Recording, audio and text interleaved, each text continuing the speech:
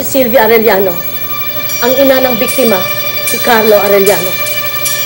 Natagpuan ang anak ko sa ibaba ng bangin.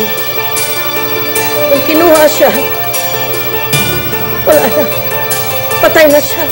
Noong dinala sa inyo si Carlo Arellano, ano ang kondisyon ng biktima?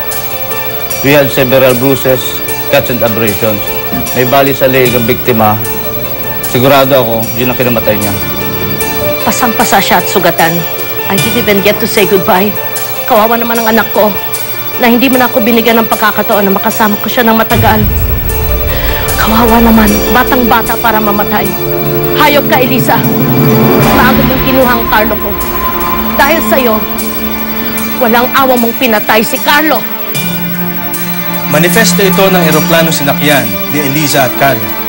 Ayon dito sa manifest, nagpapatunay na magkasabay silang lumipad papuntang Palawan. Sa katunayan, magkatabi pa sila. Sa opinion ko, crime of passion to. Magnobyo si Lisa at saka si Carlo. Sa resort kung saan nangyari yung krimen ng gabing yun, nag-away silang dalawa. Nasa mataas na lugar sila. Sa sobrang galit ni Eliza, natulak niya si Carlo at tumulog sa bangon. Paano ka nakasisiguro na may relasyon nga ang dalawa? Nakatanggap kami ng mga litrato sa presinto. Bago namatay ang biktima, nakausap mo ba siya? Naitanong mo ba sa kanya kung may relasyon nga sila ni Miss Olivares? Hindi po. Kung gayon ay maaring haka-haka lamang ang mga sinasabi ninyo. May I formally present the evidence, Your Honor. This is Exhibit A. Photographs of the victim and the accused, kung saan nagpapatunay na may intimate relationship between the victim and the accused. Mark it. May I also present the airplane manifest as Exhibit B, Your Honor. Proof that the victim and the accused flew to Palawan together, where they then proceeded to a resort where the victim's body was found. Exhibit A and B, both marked. I'm so glad you're home, ano? Nakita ba kayo ni Michael? Yes. That's great.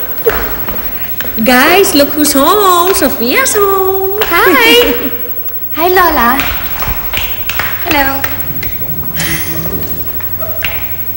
Hi, Dad. Ay, Anak, kamusta ang paghahanap mo doon?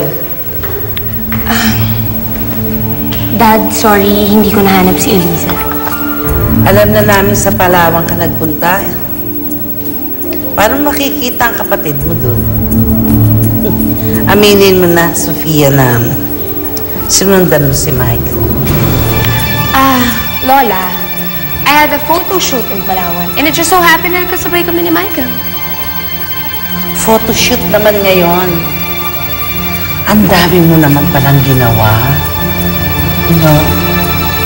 And I'm sure the least of your priority is finding your sister. Lola, please. I'm too tired. Ayoko makipag-away. Dad, kamusta na po si Michael? hindi pa kami nakakapag-usap mula nung bumalik siya galing sa Palawan. Oh, ba't kanya kayo makatingin sa akin?